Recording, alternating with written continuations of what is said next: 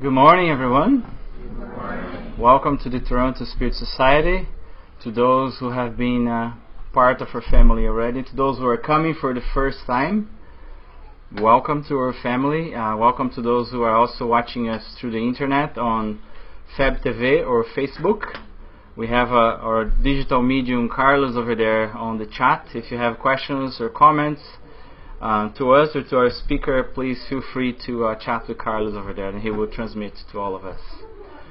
For those who do not know, the month of April and now the month of May, we have been studying the divine laws. And the divine laws are very well described and studied in the Spirit's book, which is actually the first of the works from Allan Kardec that is considered as a milestone, a foundation milestone for Spiritism. So today we have our brother Marco Magalhaes here, and he will talk to us about the law of equality. If you go to our YouTube channel or even our website, you have all the other lectures over there. It's a series about the divine laws. And before we get into the lecture, I would like to invite Sandra for the initial message and the initial prayer, please. So the message is from the book Happy Life by Joana de Angeli, The Spirit, written by Divaldo Pereira Franco. Bless with joy every opportunity to evolve. Pain, faced with resignation, loses its intensity when suffered silently. It passes more quickly. Suffering that you do not deserve will never reach you, but will not be an exception to the rule and pass through earth without confronting it. God's laws are the same for everyone.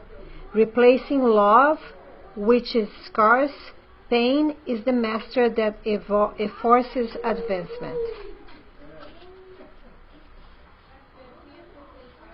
So in that, with this beautiful message from Joana de Angelis, let's bow our heads, bring God to our minds and to our hearts, ask Him to bless us for this lecture that is about to start. Involves our friend Marco Magalhaes. Clear his mind and his heart so the message can be given to us in a very clear and loving way. With this, we thank God for this opportunity to be here together today, and so be it. Marco.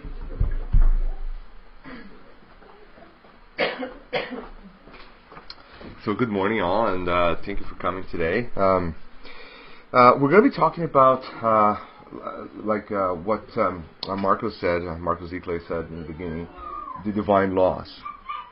So when we talk about divine laws, we kind of have to step back a little bit from what our understanding of a law is in our current civil law system or criminal law system, and understand the divine law as a more conceptual law that it's perfect, immutable.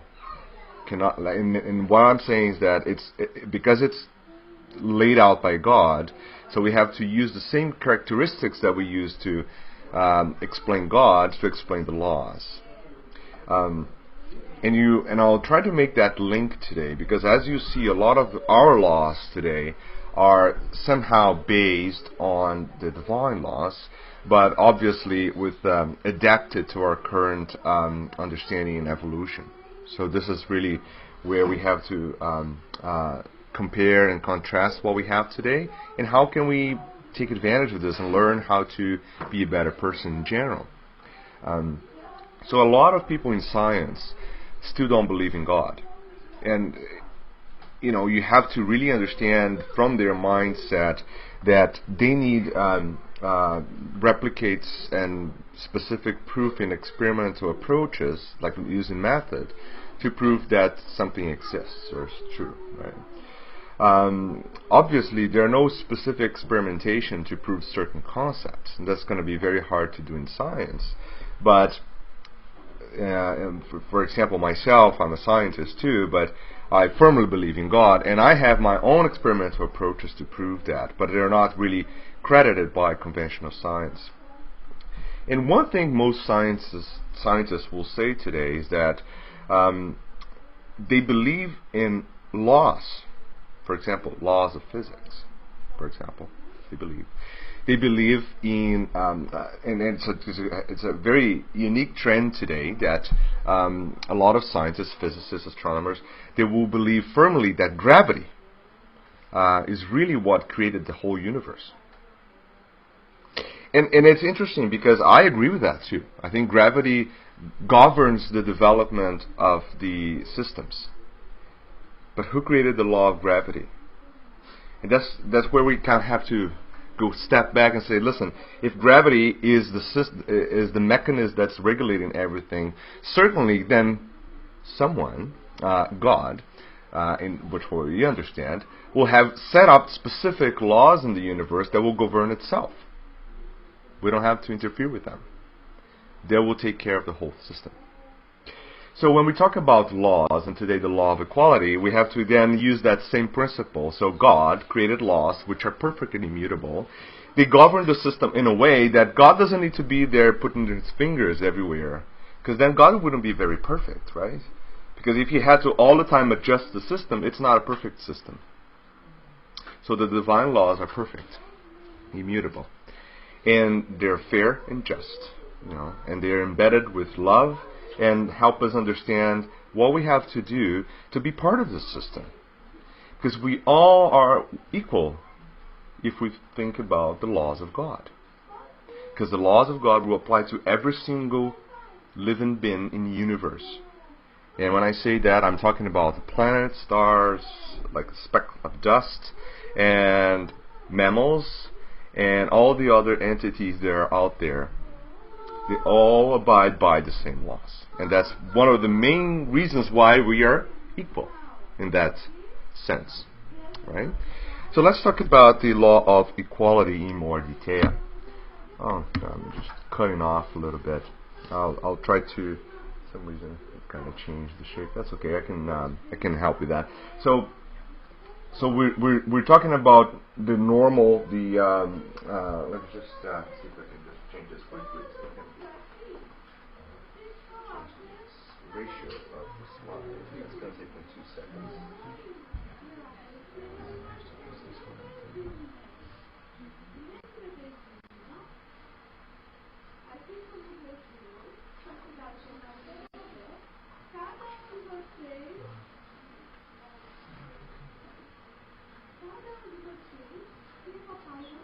I know there was a reason to discuss it. Page format. Page format? The design. Design. Oh, the design? Okay. Yeah. Design. Slide size to your right. Got it. Yeah. Standard. Perfect. Okay. There you go. Thanks, Joe. Say the date one more time. Almost. It's almost there. Yeah. Okay. It's better. Okay. So natural equality. And the first question in the Spiritist book, chapter 9, on this particular topic is going to be, are all men equal inside of God? Well, we kind of know the answer. Yes. But how or why? How can we explain that? Because I always like to try to explain things in more detail. And certainly Kardec, when he was writing this with the spirits, and the spirits were answering the questions, they always try to give like a very different insights on very kind of obvious questions that sometimes were asked. Then the answer was like, yes, everyone tends towards the same goal. And what is that goal? What is our goal in our existence in general? Anyone? What's our goal? Do we have a goal? Better? Yeah. Exactly. So that's coming from someone who really knows Spiritism. But now, what about the general population that has no idea what we're studying today? What's our goal? Be happy. Wow, that's a great one. Survive. Good. But then if it's coming from someone that believes that survive means like surviving eternity, not this life alone. So what about someone who does not believe in eternal life, does not understand Spiritism, and is just living a day-to-day base, like a day-to-day life? What is the general goal of that person? Right. So we're shifting towards different goals. So one which is very more like altruistic and thinking about embetterment of oneself and moving along and being a better person, helping the universe and living eternity. And we have a spectrum of goals, and the other side will be a very materialistic goals, like my goal in life is to be successful. But when I say successful, I'm not talking about success as someone who was able to help others and be a better person. I'm thinking about success, my career success, my house, my material things, which everything in spectrum, like I said, is reasonable. Of course, we all want to be successful. There's nothing wrong with this, right? Do I want to be a successful professional? For sure. And that's, all of us want that. Do you want to have material things to give us comfort and have a happy life in that sense? Yes, we all want that. But if we go back and asking, like, are we equal towards God, then all those things are irrelevant. Because the goal that the spirits are talking about here is the goal of perfection. In other words, we have to better ourselves. This life, next life, and the thousands of other lives that we're going to have, and the experiences, and the chances we have, and all that. And even if we have a beautiful, nice house, what we're going to do with it.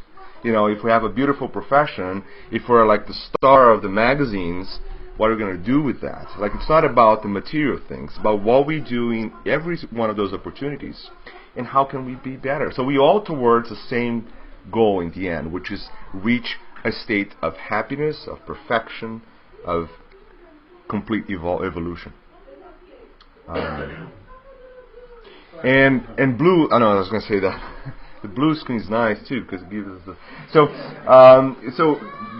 And God has made the divine laws for everybody, and this is like the baseline of what we're going to talk about today. So when we think about laws, and we're going to talk about our understanding of equality in the next slide, but there are always this little caveats. Even our own law system today, certain, there's the principal law, which is say, no one should hurt another person. And then there's like the sub-item A, which is like if this person is like this, there's always like this little details that ended up like messing up the whole definition of the law. But this is divine law, like I said, and it's like exactly to everyone. Even if you don't like it, if you don't believe it, if it doesn't matter. Like, you have to live by it. And you often say, the sun shines for all, and you thereby state a greater and general truth than you might think, which is real. Because the sun here is like really God, and God, through the creation, including the laws which actually govern their own creation, are really affecting each one of us, independently of what we believe, what we do, and what we want to do in life. And it's interesting because if you go to the United States Declaration of Independence, and I put just a little section here, it says, "We hold this truth to be self-evident." In other words, it is very clear that this exists. We don't have to prove it. It is self-evident. So just by understanding who we are today, it's evident that this is true. That's what they're trying to tell us. Then all men are created equal. Created equal. That's interesting. Because this is a very novel concept, even for Spiritism, which, all spirits are created equal, and then we evolve in different ways. And they are endowed by their Creator, God, with certain... I can read here. Unalienable rights. So in other words, like the rights that are just we can't deny, it's part of our lives, and for each one of them. And that among these are life, liberty, and the pursuit of happiness. And it's very well aligned what we're going to talk about today of equality. So we all have the right to be happy, to be free, to think or act in a free way, and pursue happiness. And this is all given by us, by our Creator. That's fantastic. I wish we all could know that better or more deep in ourselves. So this is our understanding of equality today. So we have a little group of animals there. And for a fair selection, everybody has to take the same exam. Please climb the tree. So that's our understanding of equality today. This is really like this is a fair and just system to select candidates, right? So all we have to do is climb up the tree. So obviously, you think about the little fish trying to climb that tree is going to be very complicated, right? So this is our society today, and you can see how like a deviation that we have from the original concept of the law of equality by God, right? In other words, the concept of equality today is evolving in our society, and is evolving towards what God already kind of told us, and so many people recite to us over time, right? Because the equality here is based on a few things, and that's what we're going to talk about today. And it's cut off again, but that's okay. I'll read it to you guys. But how do we explain these differences? And what we're going to talk about, that's what we've shown in the previous slides. Like all the animals, everyone is different. So how can we explain those differences? So for the aptitudes, for example. So all spirits have been created equal by God, but some of them have lived more and others less, and have consequently learned more or fewer aptitudes. So that's why we're so different. So when we say, are we the same? No, we're not actually the same. We're not. We were created the same way. We were given the exact same opportunities. We abide by the same laws. And we evolve to the same direction. But are we exactly the same? No. We are very different from one another. We're different because each one of us have what we call free will. So, for example, Joe was given the chance to do certain things and he excelled in it. So he really knows how to change that slide much better than I do. It would take me like an hour to do it, right? So we have a gap disparity on our knowledge on PowerPoint, which is fair to say, right? Makes us a little bit different, right? Another way, I can extract a tooth, and I don't really think Joe can do that in a reasonable way. Well, I do it with my kids. There you go. So we have detailed change, like little details that changed over the course of evolution, over one life, multiple lives in general. But in the end, one day we all know we're all going to reach the same conclusion, the same ways, that we're all going to be perfect spirits. And we're going to be having this body of knowledge that will be able to expand and help so many other people. We're very far away from that. So we're still in a process that some people, we're all created as simple, ignorant spirits. In other words, we're created as spirits that we didn't know anything. We're just like this blank piece of paper that we could write our own histories. So some of us decided to go as fast and amazingly perfect as possible and wrote this enormous book. So we have this great knowledge, wisdom, and others took turns and did a lot of mistakes and went back and did it again and failed again and ripped pages off the book, tried to start again. And, we're here today in the same incarnation. But obviously some of us have some aptitudes that are very different from others. Not to say that one is better than another. That's not what we're doing. What we're saying is that this explains the differences between each one of us. Right? But why the divine providence kind of allows that to continue on in that particular pattern? So let's think about this. So we're all different, which means that we all need one another. Because if all of us knew everything, so technically you could independently do anything in your life. So you wouldn't need anyone. In other words, like if I knew everything that needs to be known about building a house and taking care of it and take care of my lawn and my profession and my bank investments and So technically I could do everything, like why would I need another person? But if the aptitudes are different, then by definition, you have to depend on one another somehow and live in a society. And life in a society is one of the fundamental aspects of putting into practice the trials of evolution. In other words, I depend on one another, I have to respect them, I have to work together, I have to learn how to live in a society.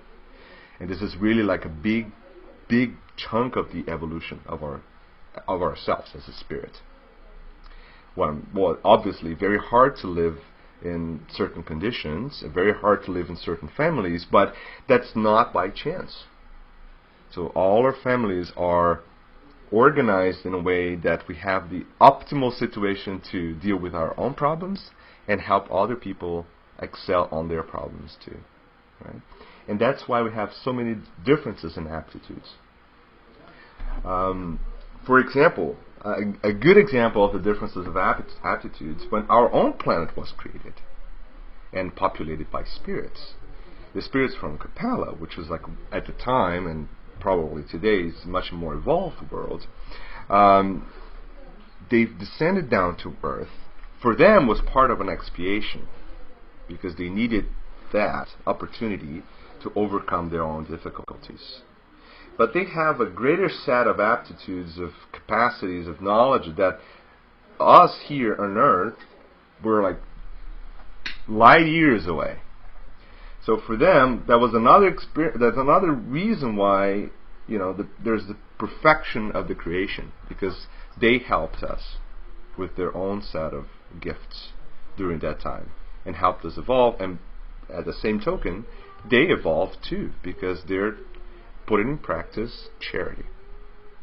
And that's one of the main pillars of evolution, is charity. But what about social differences? For example, is the inequality of social conditions a law of nature? In other words, so people have, we're talking about social and wealth in the next one. So people living in different conditions, for example, here in Canada and in other countries, the access to certain government support, to social support, they vary dramatically. Is that God creating it? Because some people still will try to claim responsibility, or will put this responsibility towards God. It's like, listen, I'm living this particular scenario because God wants me to do that, or something like that. We're still reverting back to the idea that God is punishing us like all the time, 24/7. And the spirits are very clear to say that no, this is the work of man. So man creates social inequality, not God. But because man creates social inequality, the divine providence creates ways of using that inequality on a positive way.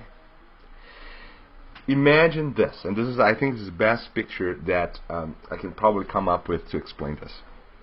So, there are two kids playing, and they have 10 toys. So both of them want 10 toys.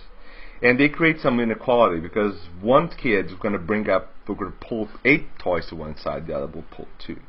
That's cool. That's an example of inequality of distribution of toys. And we're looking at that scenario. They can't understand each other. They can't really talk to each other at that stage. So there's a communication problem. There's the inequality problem, and disrespect to specific laws. For example, the law of sharing. So they don't understand the law. They try not to abide to the law. So you come in and try to reinforce the law. Listen, you have to share, and then there's chaos.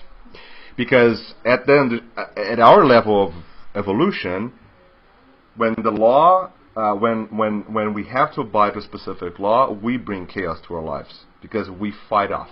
I would say, no, this is unfair. This is unjust. I'm not going to do this. Right? We still do that. So kids do that the same way. Right, in a much more live way. And then what we do, we use that to teach.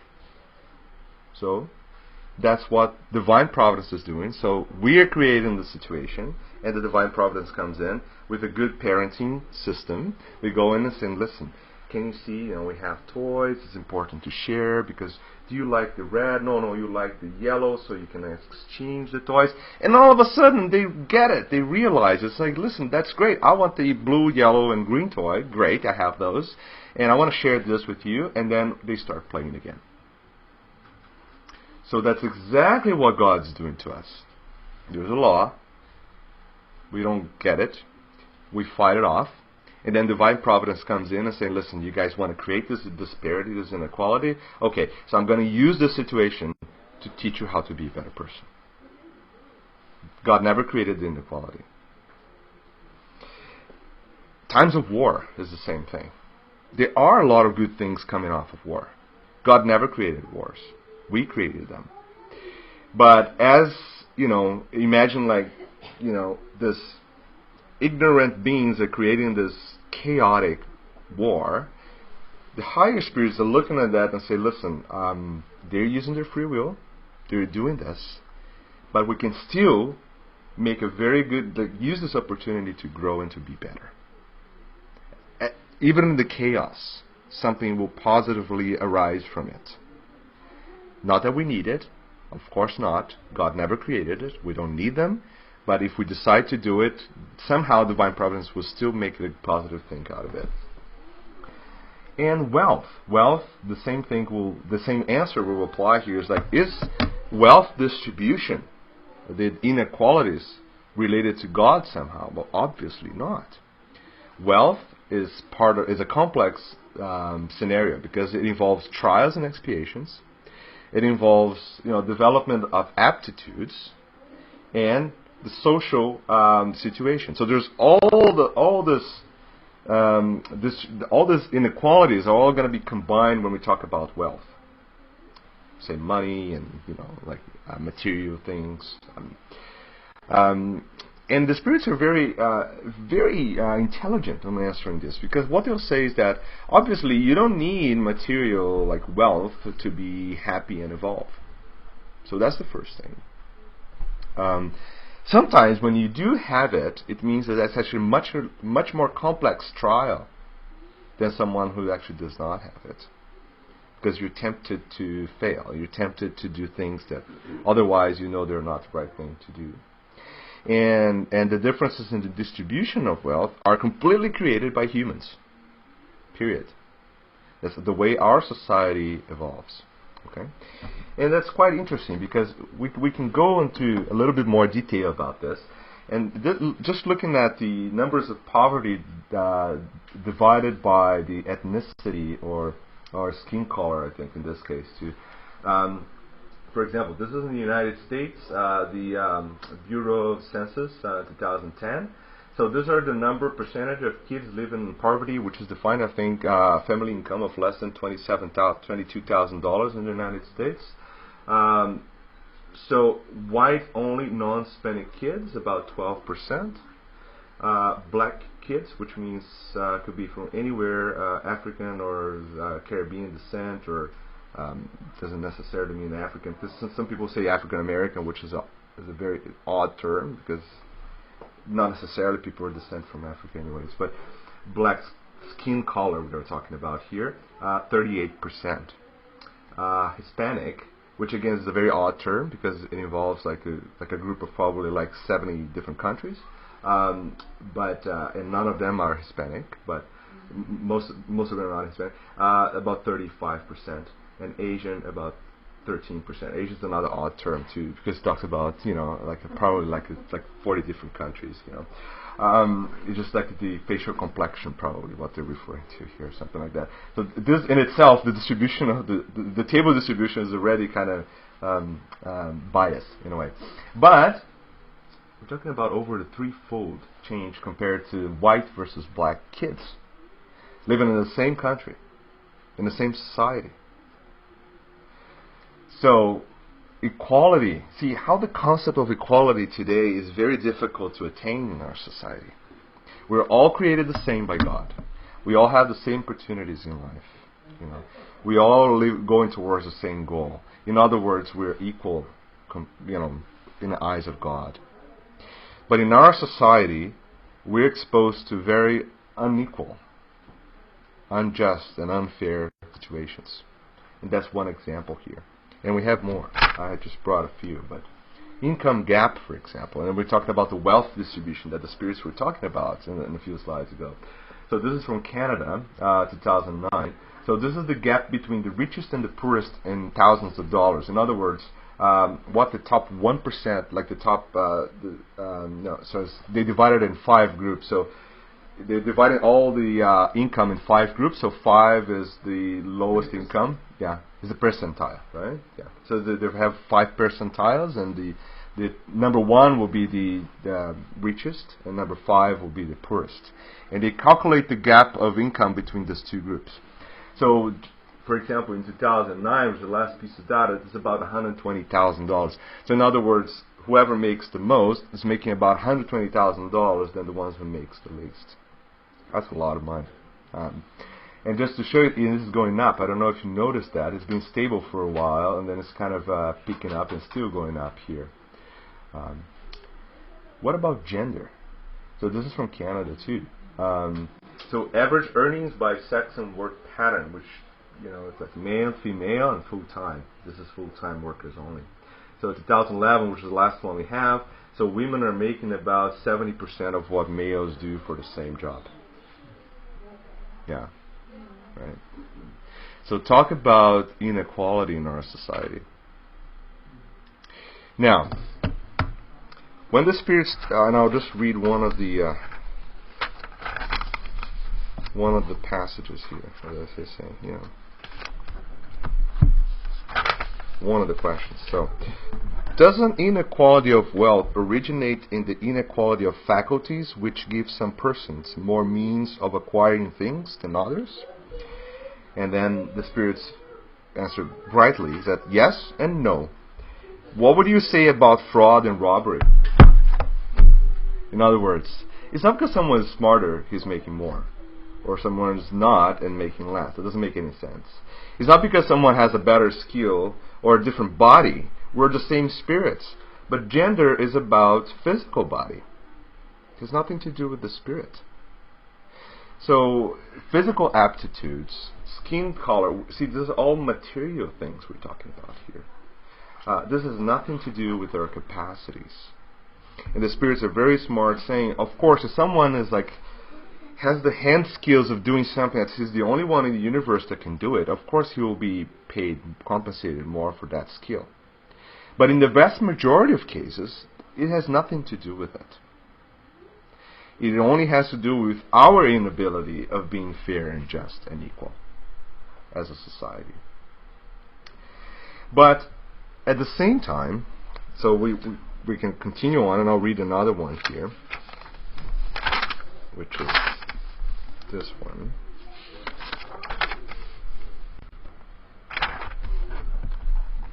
Will this inequality disappear someday? And that's what Kardec asks the spirits. The spirits will say, only God's laws are eternal. Don't you see inequalities disappearing little by little every day?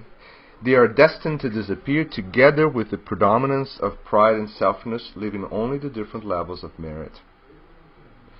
So as long as pride and selfishness goes away, inequality will go away too. Because this, for example, gender, is coming from a very male-dominant society that existed, and it still exists, but existed like markedly since the earliest times in history of humanity. So we're getting rid of that, but that's exactly what the spirits are answering. This is 1800s, but they're saying this will happen. But this will happen as long as our ability to deal with our own problems, our pride and selfishness, goes away. Right?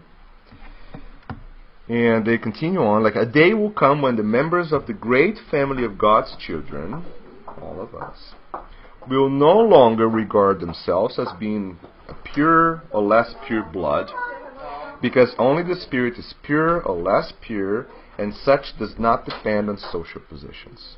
Right? So that's where we're going towards. Right?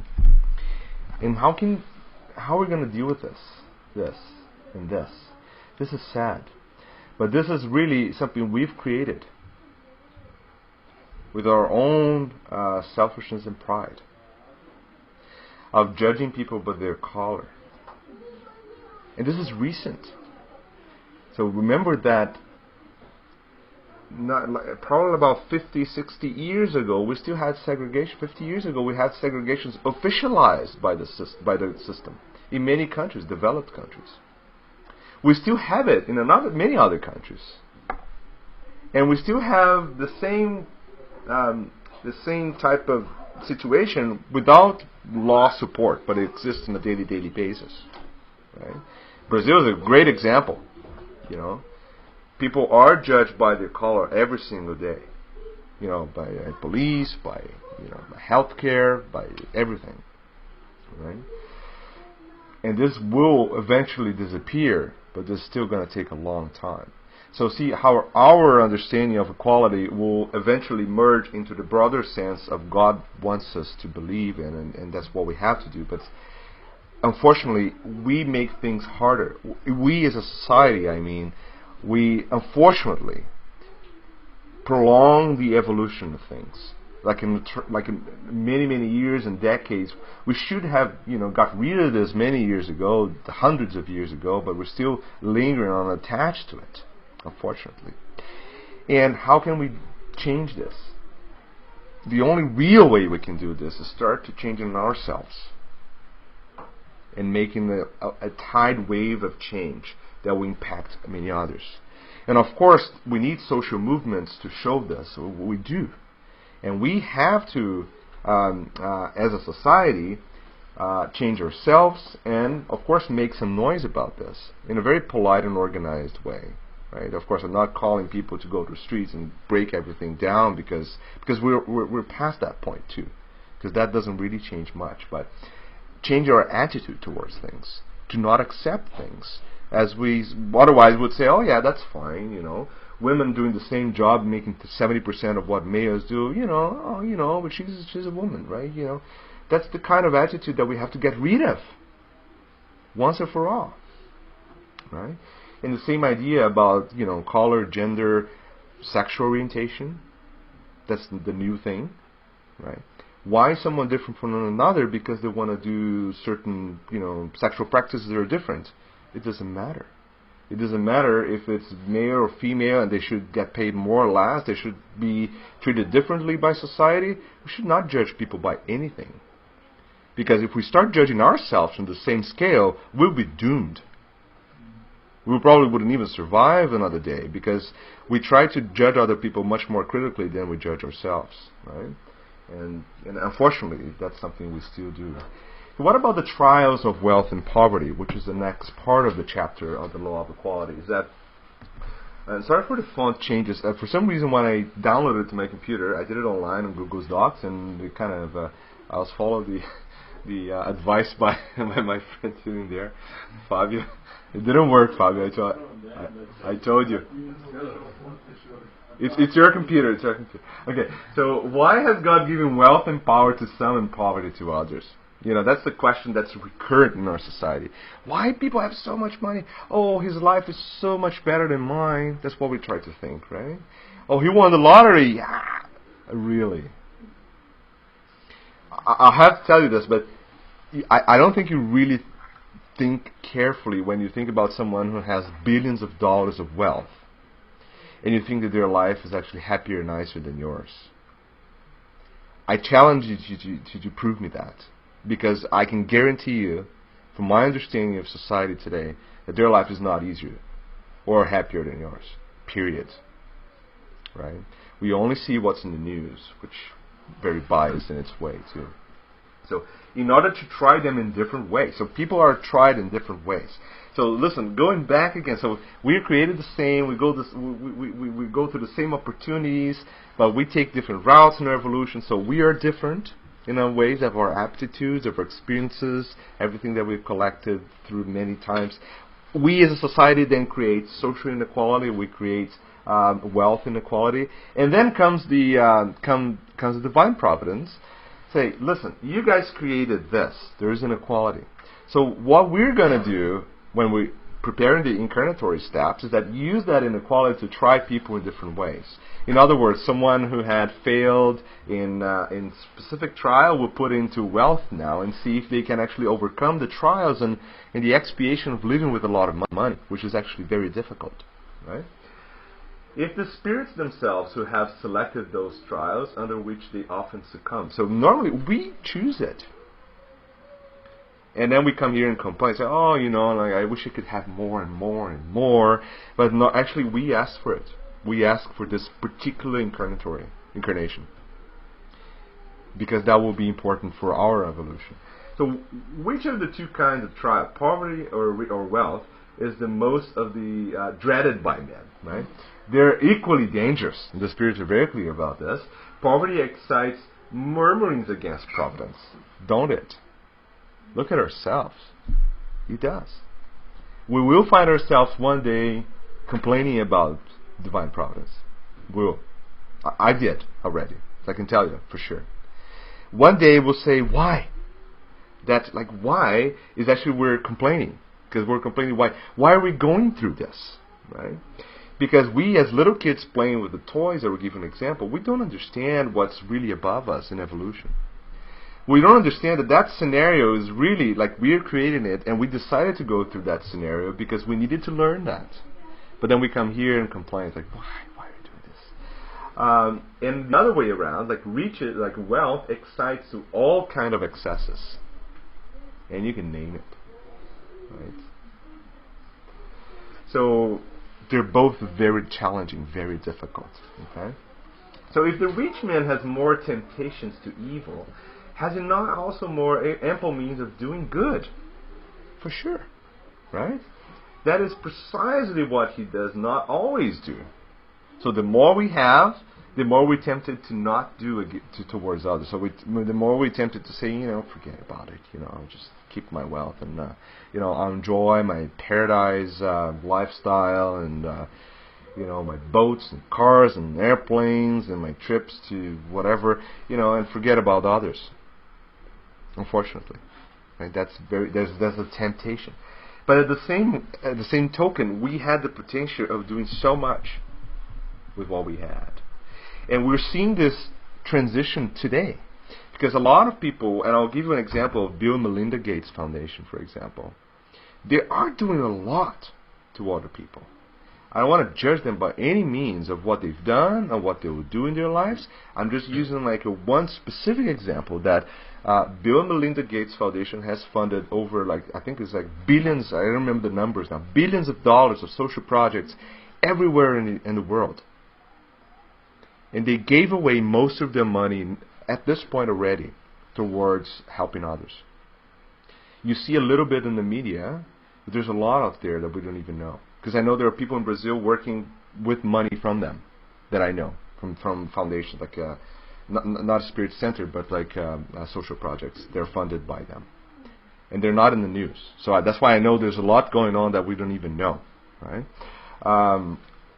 And we have others. We have people claiming they'll do this. For example, the Facebook guy claimed that he'll give away all his fortune. We'll see, maybe, but it doesn't matter. It's just pointing us that there is a slow change in this pattern, right? So people are starting to realize that we're actually better off helping others than sitting on this pile of money, right? Which is what the trials are telling us. And they even, in the Spirit's book, they have the question about equality of rights of men and women. And I just pulled up here the Constitution Act from Canada of 1982. And it says that every individual is equal before and under the law and has the right to the equal protection and equal benefit of the law for discrimination, and particularly without discrimination based on race, national or ethnic origin, color, religion, sex, age, mental or physical disability. So, most constitutions today in the world will have some sort of equality of rights embedded in, and it's normally one of the early, the beginning of the Constitution. So a good example of how our laws are mimicking or going towards the laws of God, divine laws, which tells us right away. But although we know this, we can go back to this, and this is what we really live in on a daily basis.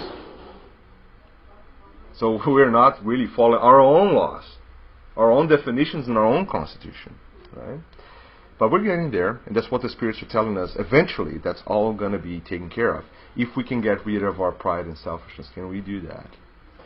I think that's the hardest. That's like the rock that we have to really break down and fix, right?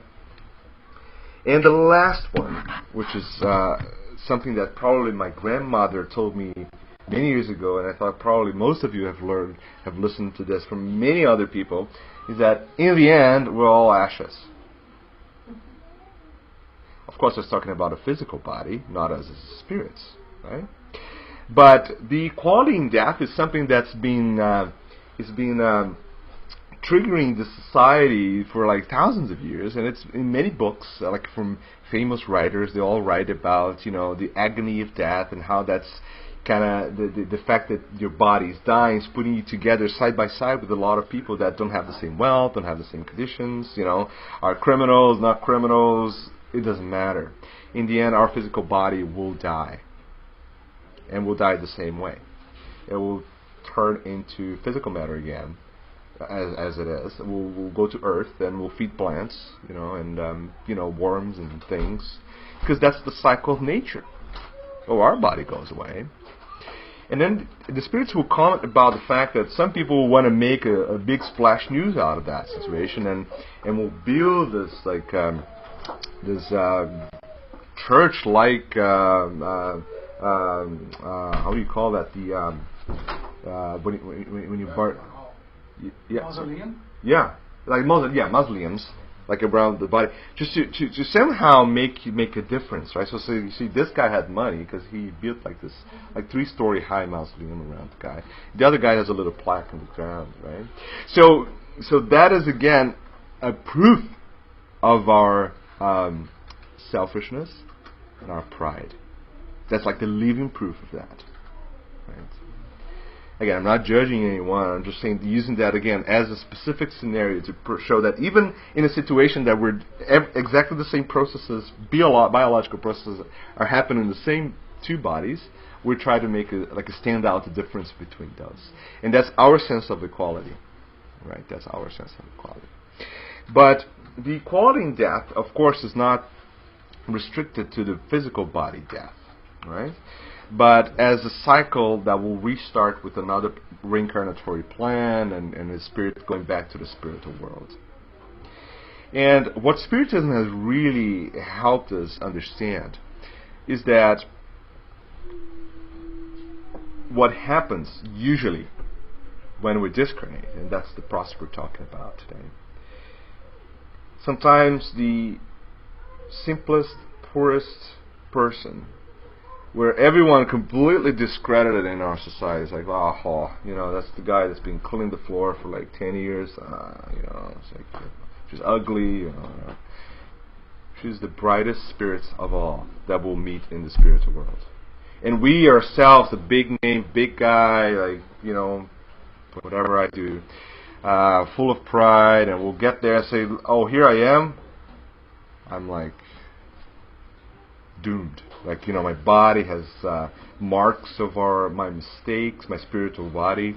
I can see my body doesn't even shine any little trickle of light like everyone else is, like shining spirits full of love and energy. And I'm this rock of pride and selfishness and hate and in the end, we're actually equal. But actually more, I would say, we're truly realizing who we are, right? As a spirit in the moment of death, after we discarnate, right? And that's a warning that it's recurrent in the literature in Spiritism. It's recurrent in almost every single religion out there, with like serious religions, right? That is telling us, listen. Somehow, even the ones that do not believe in reincarnation will kind of hint to the situation that you leave afterwards. somehow. They don't explain it, but they'll tell you, like, there's eternal life, you go somewhere. Anyways, we will be responsible for whatever we've done, right?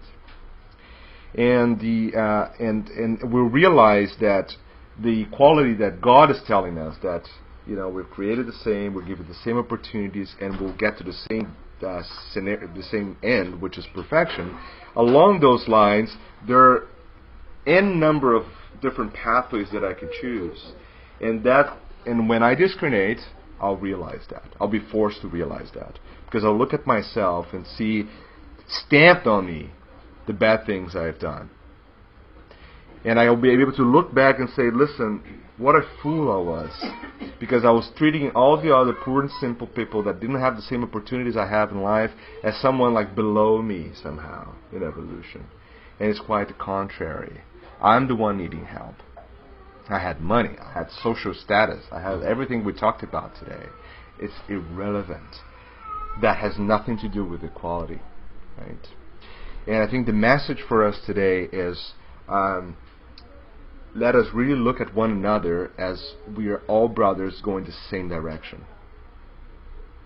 Because that's the only truth and real thing we can certainly tell from everyone that we look. Instead of judging, you have to look at someone and say, are you going through difficulties? We will get there.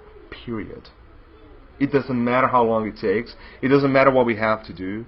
It doesn't matter. We will get to perfection one day. And the more I judge instead of thinking this way, the longer it will take me to get there. The more I think I'm better than someone, the longer it will take me to get better. Period.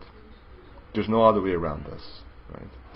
So it's time for us to look at the other person and see in that person the same seed of light that was brought up as a spirit and the same end, which is perfection. And we have to grab hands to get there. And if we do that, then we get rid of all the inequality we talked about today. And I think that's the real message for today. Thank you very much, guys.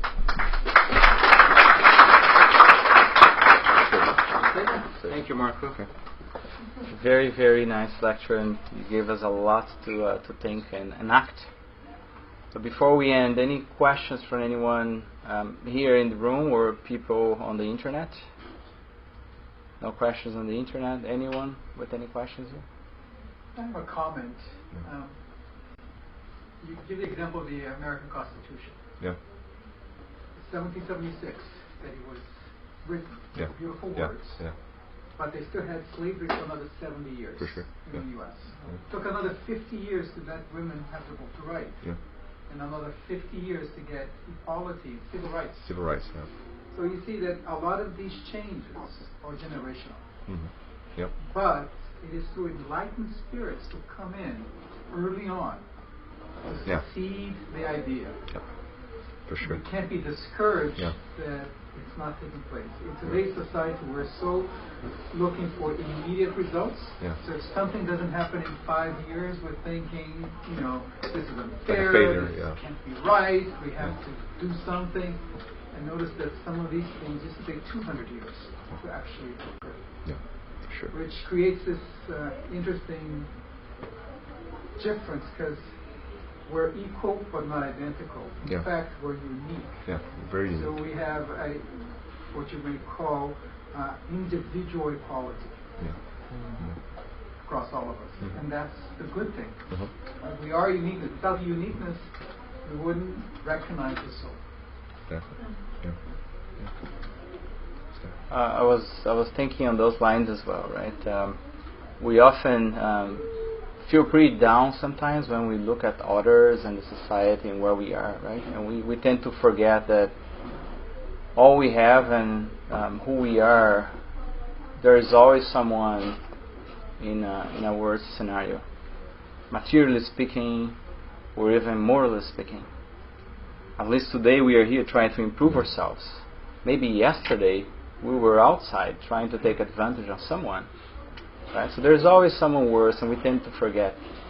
But when we look at the world and how we live today, sometimes we feel pretty depressed because of our jobs, or our family, or our society, or our friends. And we tend to transfer the responsibility to change this inequality, if you want to put it this way, through government, right? See what's happening in Brazil right now. A lot of people, for the right reasons, very frustrated and disappointed, but we say they have to do something about it. And we tend to not to take responsibility for it. So how are we going to get rid of selfishness and pride in this planet? Someone is not going to do that for us. It's individually, every single one of us. So I was reflecting over there myself, what can I take out of this is going back home, in our homes, we have to change that.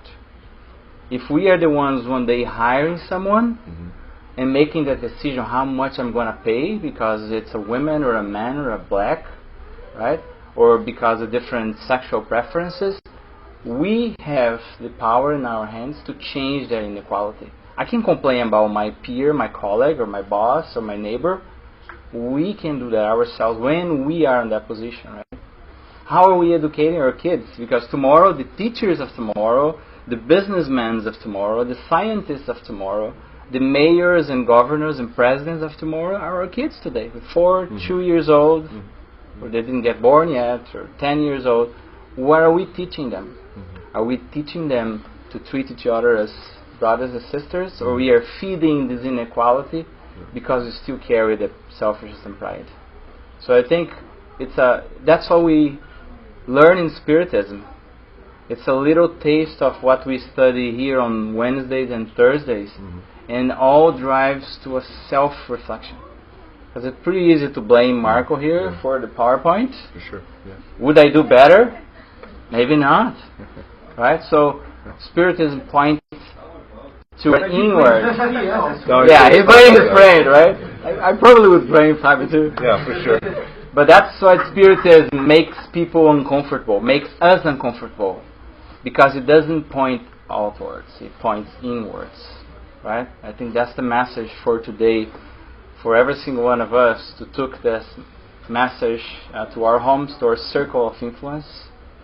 And we hope that this has sparked your curiosity to read and study this Spirit's book, right? Because it is a very, very important work. A lot of people say it's very difficult to read, people get tired. It's just because we are not used to read that. We are used to read novels and fancy things and romances. It's also self-education, right? And a word of warning for all of you before I shut up. There's a lot of people saying that this work is actually not relevant anymore. It was written 159 years old and we need to update. Be very careful when you hear this. Because we are not even near to do the things that we are taught in this book. So if you see someone saying, we have to update, it's outdated, it's too old, it's no longer relevant, go in the other direction. Study first and then you will understand what I'm saying. But there's a lot of people saying that. And let's make sure we read it, we study, and we invite everyone to come on our studies on Wednesdays and Thursdays, because we have 2 days when we are studying this other than our regular lectures. Okay, just as a reminder. Thank you, Marco, again. I would like to thank everyone who are watching us. We invite you to look at our previous lectures on our YouTube channel and participate in our studies throughout the week. We wish you a blessed week, and we thank you for watching. For those who are here, we ask for your patience as we get ready for our passes. Thank you.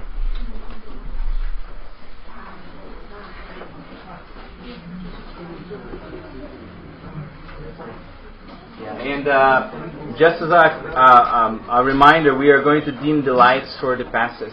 Okay?